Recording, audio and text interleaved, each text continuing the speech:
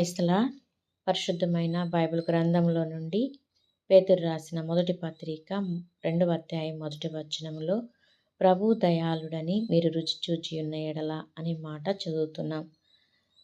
ఆయన యొక్క దయ ఎలాంటిది అంటే కీర్తన 35 ప్రకారంగా ఆయుష్కాలం అంతా కూడా ఉంటుందని రాయబడి ఉన్నది.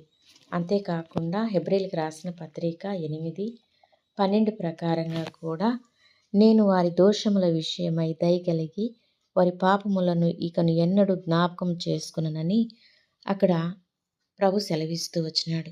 అలాంటి దయగల దేవుణ్ణి మనము కలిగి ఉన్నాము కనుక దుష్టత్వము, ద్వేషము, అసూయ, కలహము, మరి కపటము, వేషధారణ అనేవి లేకుండా క్రొత్తగా జన్మించిన శిశువును పోలిన వారమై ఉండులాగున ప్రభు మనకు సాయించునుగాక.